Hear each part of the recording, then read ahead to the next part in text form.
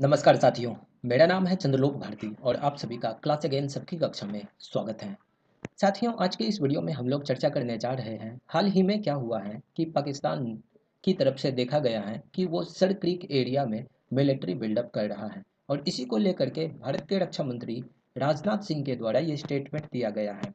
यानी कि भारत ने उन्हें एक वार्निंग दी है। तो हम लोग आज के इस वीडियो में सर क्रिक रेखा क्या है, इसके ऊपर विवाद क्या है, इसके ऊपर हम लोग चर्चा करेंगे और साथ में ये भी देखेंगे कि हमारे भारत के डिफेंस मिनिस्टर के द्वारा क्या वार्निंग दी गई है पाकिस्तान को। जैसा कि आप सभी लोग देख पा रहे हैं, any misadventure Rajnath Singh flags Pakistan military buildup in Sir Creek warns of decisive response. उसी प्रकार से आप दूसरे न्यूज़ मीडिया में भी देख सकते हैं। सबसे पहले हम लोग समझते हैं ये सर क्रिक है कहाँ पे। सर क्रिक एक तरह से हम लोग ये कहेंगे कि ये एक तरह से बाउंड्री है जो कि ट्रिब्यूनल अवार्ड ऑफ 1968 के द्वारा ये रूलिंग्स दी गई थी और उसी के आधार के ऊपर ये सर क्रिक रेखा अभी तैयार किया गया है। तो हम लोग अभी इनको डिटेल में देखने वाले हैं कि ये सर क्रिक रेखा क्या है। सबसे पहले हम लोग समझते हैं ये डिस्प्यूट क्या है, ये विवाद क्या है और क्यों है ये विवाद है। सर क्रीक बेसिकली एक 96 किलोमीटर स्ट्रिप ऑफ वाटर है in marshes of Rann of Kutch in Gujarat. Gujarat का जो ये रन ऑफ कच्छ वाला रीजन है, इसी रीजन में 96 किलोमीटर स्ट्रिप ऑफ वाटर है जो कि मार्शेस से भरा भरा हुआ है, जो कि हम लोग कहेंगे कि यहाँ बहुत सारे गाद जमा है। ये एक तरह से डिस्प्यूटेड रीजन है इंडिया और पाकिस्तान के बीच में और जो ये क्रीक है ये रफली सेपरेट करता है हमारे भारत के कच्छ रीजन को पाकिस्तान के सिंध प्रोविंस से। जैसा कि आप सभी लोग देख पा रहे हैं, यहाँ ये पाकिस्तान का सिंध प्रोविंस हुआ और इस तरफ रन ऑफ कच्छ वाला रीजन हुआ। तो रन ऑफ कच्छ रीजन और सिंध प्रोविंस को ये सर क्रिक लाइन जो है वो सेपरेट करता है। तो सर क्रिक जो है ये ओपन करता है इधर अरबियन सी की तरफ और ओरिजिनली जो है इनका नाम पहले बाण गंगा के नाम से ये जाना जाता था। लेकिन जैसे जैसे भारत कॉलोनाइज हुआ तो कॉलोनियल पीरियड में इनका नाम जो है सर क्रिक रख दिया गया during colonial times after British officials. और at the heart of the dispute is the differing interpretation. झगड़े के वजह की अगर बात करें तो इसमें जो जो ये लाइन है यानी कि ये जो बाउंड्री है between the two countries India and Pakistan, वो अलग अलग तरीके से ये लोग इनको इंटरप्रेट करते हैं। यानी कि पाकिस्तान वाले का कहना कुछ और है, इंडिया वाले का कहना कुछ और है। तो हम लोग देखते हैं कि ये differing interpretation of the maritime boundary line between the two neighbouring countries वो क्या है। देखो, इंडिपेंडेंस से पहले ये जो प्रोविंशियल रीजन था ये बॉम्बे प्रेसिडेंसी का हिस्सा था। यानी कि ये जो सिंध प्रोविंस है, this Sindh province belonged to India. यानी कि बॉम्बे प्रोविंस जो उस समय हुआ करता था उसका हिस्सा था। जबकि दूसरे तरफ ये जो कच्छ है ये इंडिया के साथ रह गया और सिंध जो है ये पाकिस्तान के पास चले गया जब भारत का बंटवारा हुआ था 1947 में। तो इंडिया और पाकिस्तान के पार्टीशन के बाद सिंध प्रोविंस पाकिस्तान के हिस्से में चले गया और कच्छ प्रोविंस जो है यानी कि कच्छ वाला रीजन जो है वो अपने भारत के हिस्से में आ गया। पाकिस्तान क्लेम करता है कि the whole of the creek as part of its territory according to the Bombay government resolution of 1914।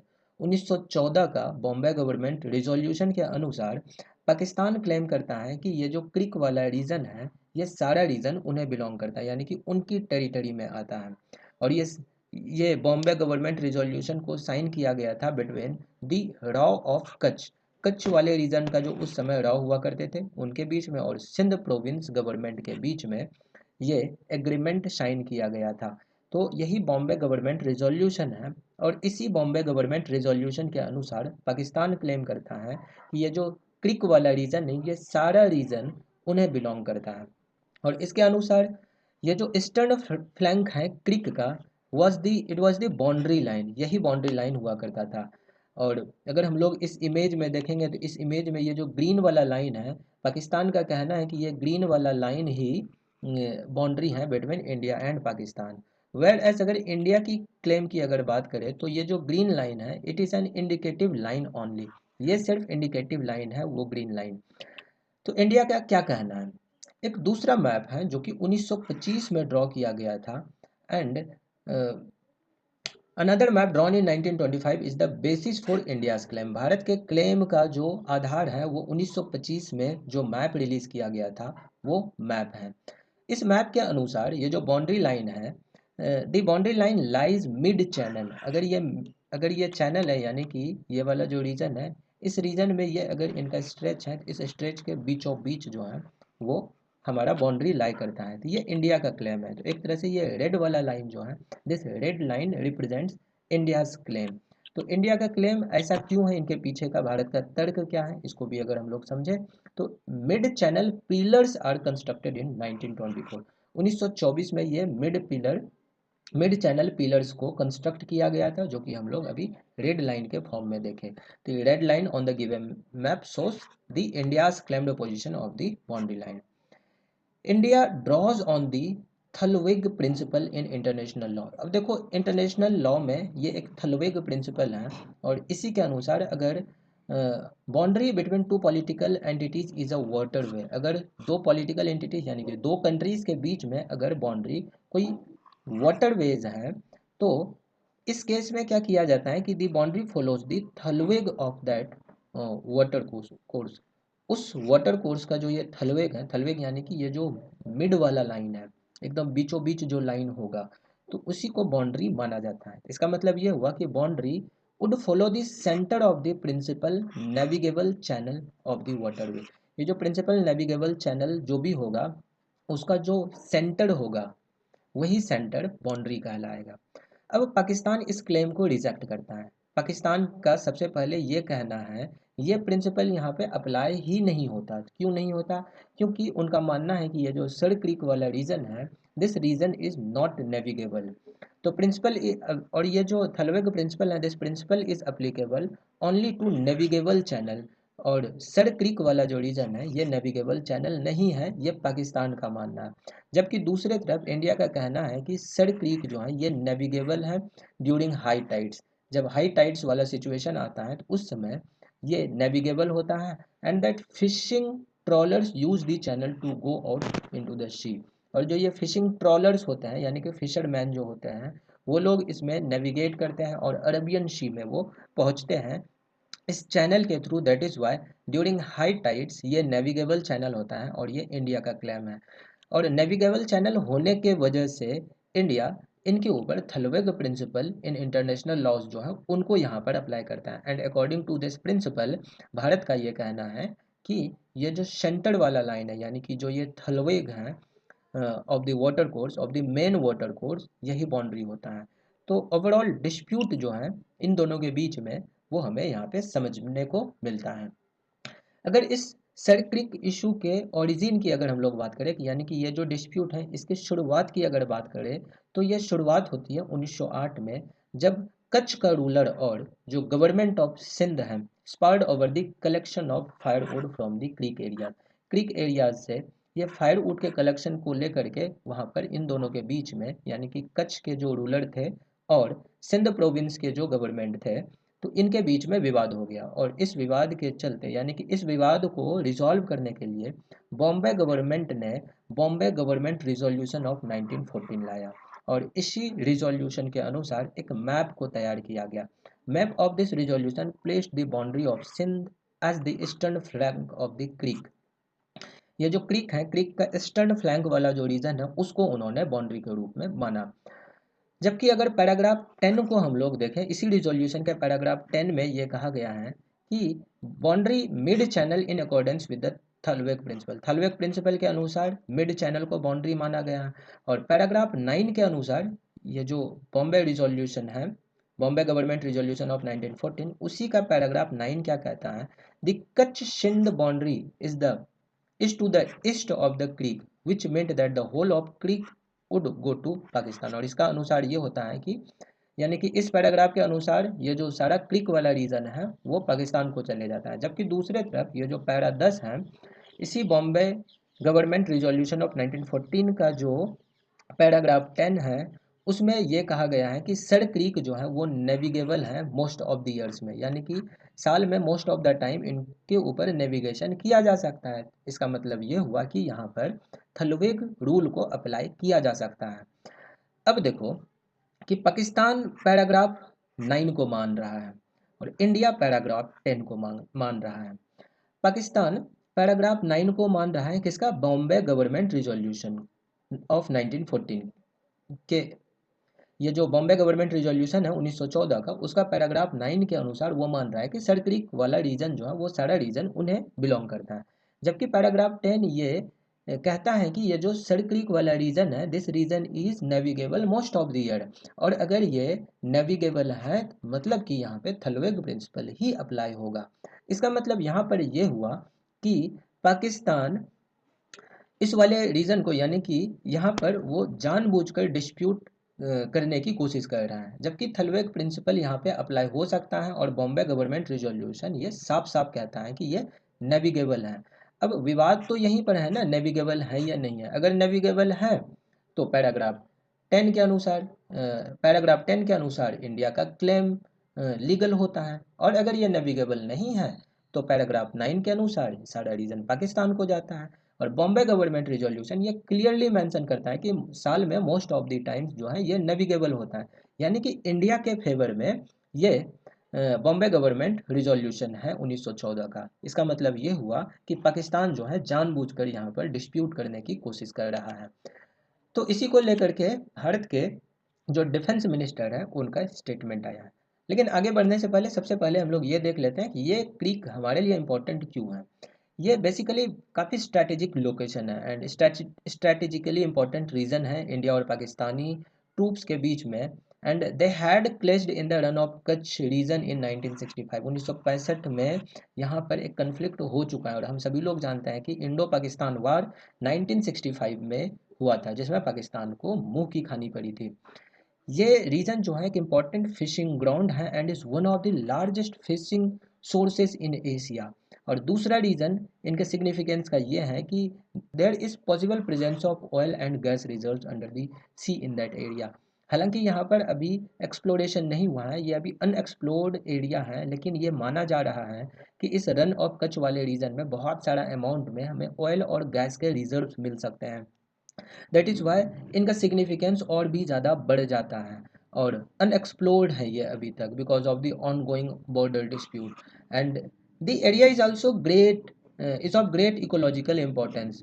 This is a home to flamingos and other species of migratory birds in the winter. Winter के समय में flamingos के साथ साथ और दूसरे birds भी हमें यहाँ देखने को मिलता है। तो इनका इतना ज़्यादा इंपॉर्टेंस है। एक तो यहाँ ऑयल रिजर्व्स हमें देखने को मिल सकता है, हालांकि अनएक्सप्लोर्ड है। दूसरा ये लार्ज फिशिंग ग्राउंड है, तो एक ये भी है। और भी इनका जो है वो स्ट्रैटेजिक इंपॉर्टेंस हमें देखने को मिलता है। तो इस वजह से ये इनका यानी कि सर क्रीक रीजन का इंपॉर्टेंस बढ़ जाता है। अब देखो, इस इशू को सॉल्व करने को लेकर के अटेम्प्ट्स पहले भी किया जा चुका है। अब आफ्टर द 1965 वॉर, 1965 में जब युद्ध खत्म होता है तो उसके बाद ब्रिटिश प्रधानमंत्री हैरोल्ड विल्सन ने यहाँ पर इंटरवीन किया था। And both India and Pakistan set up a tribunal to resolve the dispute. यहाँ डिस्प्यूट को रिजॉल्व करने के लिए इंडिया और पाकिस्तान ने एक ट्रिब्यूनल को सेटअप किया था। और जो वर्डिक्ट आया था 1968 में, उस वर्डिक्ट के अनुसार Pakistan was awarded 10% of the claim. वो जो भी क्लेम कर रहा था तो उसका 10% हिस्सा जो है पाकिस्तान को दे दिया गया था। इसके बाद 1997 में दोनों कंट्रीज ने एक कंपोजिट डायलॉग शुरू किया and one of the issue on the table was Sir Creek dispute. 1999 में there was a tense situation जब इंडियन फाइटर प्लेन ने शॉट डाउन कर दिया एक सर्विलांस एयरक्राफ्ट को जो पाकिस्तान नेवी के द्वारा यहाँ भेजा गया था। And it was flying over Sir Creek region. Sir Creek region के ऊपर ये फ्लाई कर रहा था और इंडियन फाइटर प्लेन ने इनको टेक डाउन कर दिया, यानी कि शूट कर दिया। इंडिया का कहना था कि पाकिस्तान ने इंडिया के एयर स्पेस को वायलेट किया है, जबकि पाकिस्तान ये डिनाई कर रहा था। 2005 से 2007 के बीच में जॉइंट सर्वे शुरू किया जाता है इस एरिया का। And it is important to find a resolution to the long standing issue that is accepted to all the parties. और बहुत सारे इनोसेंट फिशरमैन्स भी कई बार ऐसा होता है जो कि पाकिस्तान की तरफ चले जाते हैं या फिर इंडिया की तरफ पाकिस्तान वाले आ जाते हैं और उनको जो है अरेस्ट कर लिया जाता है। And when they accidentally stay across the perceived border, तो बॉर्डर क्लियर नहीं होने की वजह से अब ये लोग दूसरे के बाउंड्री में घुस जाते हैं और जिस वजह से इन्हें अरेस्ट भी कर लिया जाता है। तो ये भी एक काफ़ी बड़ा इशू है इन दोनों कंट्रीज़ के बीच में। तो इसी चीज़ को लेकर के अब देखो कि हाल ही में क्या हुआ है कि इंडिया के द्वारा ये ऑब्जर्व किया गया है कि पाकिस्तान वाले रीजन में पाकिस्तान वाले रीजन में ये मिलिट्री बिल्डअप किया जा रहा है, सड़ क्रीक वाले रीजन में। तो इसी को लेकर के हमारे देश के जो डिफेंस मिनिस्टर है राजनाथ सिंह, इनके द्वारा स्टेटमेंट दिया गया है। क्या कहा गया है? तो पाकिस्तान ने सड़ क्रीक में मिलिट्री इंफ्रास्ट्रक्चर को बढ़ाया है, उसकी नीयत में खोट है। अगर हिमाकत की तो ऐसा जवाब देंगे कि इतिहास भूगोल बदल जाएगा। जी हाँ साथियों, अगर वो किसी तरह का कुछ करने की कोशिश करता है, अगर गुस्ताखी करने की कोशिश करता है, तो उन्हें अच्छे तरीके से जवाब दिया जाएगा, जैसा कि हमने अभी ऑपरेशन सिंदूर में उन्हें जवाब दिया। तो केंद्रीय रक्षा मंत्री राजनाथ सिंह गुरुवार को दशहरा के मौके पर गुजरात दौरे पर गए हुए थे। उन्होंने कच्छ जिले के भुज में एक मिलिट्री बेस पर शस्त्र पूजा से पहले सैनिकों को संबोधित किया। और इसी दौरान राजनाथ सिंह ने कहा कि सड़ क्रीक रीजन में सीमा विवाद को लेकर पाकिस्तान को उन्होंने चेतावनी दी है। रक्षा मंत्री ने कहा कि आज़ादी के 78 साल बाद भी सड़ क्रीक में सीमा को लेकर विवाद खड़ा किया जाता है। भारत ने कई बार बातचीत के जरिए इसे सुलझाने की कोशिश की है, लेकिन पाकिस्तान की नीयत में खोट है और उसकी नीयत साफ नहीं है। उन्होंने ये भी कहा कि जिस तरह से हाल में पाकिस्तान ने सड़ क्रीक से सटे इलाकों में अपना मिलिट्री इंफ्रास्ट्रक्चर बढ़ाया है, वह उसकी नीयत को बताता है। अगर सड़ क्रीक क्षेत्र में पाकिस्तान की ओर से कोई भी हिमाकत की जाती है, तो उसे ऐसा करारा जवाब मिलेगा कि इतिहास और भूगोल दोनों बदल जाएगा। उन्होंने यह भी कहा कि पाकिस्तान ने ऑपरेशन सिंदूर के दौरान लेह से सड़ क्रीक तक भारत के डिफेंस सिस्टम में सेंध लगाने की कोशिश की थी, लेकिन सफल नहीं हो सका। और भारतीय सेना ने जवाबी कार्यवाही में पाकिस्तानी एयर डिफेंस सिस्टम को पूरी तरह से बेनकाब कर दिया था। उन्होंने कहा कि भारत की सेना ने दुनिया को ये संदेश दिया कि वह जब चाहे और जहां चाहे पाकिस्तान को भारी नुकसान पहुंचा सकता है। भारतीय सेना ने हाल ही में ऑपरेशन सिंदूर में अपने सभी मकसद को सफलतापूर्वक हासिल किया। हालांकि सीमा पर आतंकवाद के खिलाफ उसकी लड़ाई अभी भी जारी है। ऑपरेशन सिंदूर के दौरान हमारी आर्म्ड फोर्सेस ने यह दिखाया कि भारत के संप्रभुता को चुनौती देने वाली ताकतें चाहे जहां भी छिपी हो, हम उन्हें ढूंढ कर उनका खात्मा करने की शक्ति रखते हैं। और दुनिया की कोई भी ताकत को अगर हमारी संप्रभुता को चुनौती देता है, तो भारत चुप नहीं बैठेगा। तो इस तरह से बहुत ही कड़े तरीके से उन्हें चेतावनी दी गई है, यानी कि पाकिस्तान अगर किसी तरह की हिमाकत करता है तो उन्हें जवाब दिया जाएगा। रक्षा मंत्री ने शस्त्र पूजा का महत्व को बताते हुए उन्होंने कहा कि शस्त्र के प्रति समर्पित असुर शक्तियों पर दैवी शक्ति की विजय की महानता को दर्शाता है। इसलिए जब हम किसी शस्त्र की पूजा करते हैं, तो हम इस शक्ति का इस्तेमाल केवल धर्म और न्याय की रक्षा के लिए करने का संकल्प भी लेते हैं। भगवान राम ने जब रावण से युद्ध किया तो उनका मकसद जीतना नहीं था, वे धर्म की स्थापना करना चाहते थे। उसी प्रकार से जब भगवान कृष्ण के मार्गदर्शन में महाभारत का युद्ध हुआ, तो उसका मकसद पांडवों की जीत को सुनिश्चित करना नहीं था, बल्कि धर्म की स्थापना करना था। तो बिल्कुल भारत इसी प्रकार से धर्म की स्थापना करने के लिए अगर पाकिस्तान किसी तरह की आतंकी एक्टिविटीज़ को करता है, तो उन्हें करारा जवाब दिया जाएगा।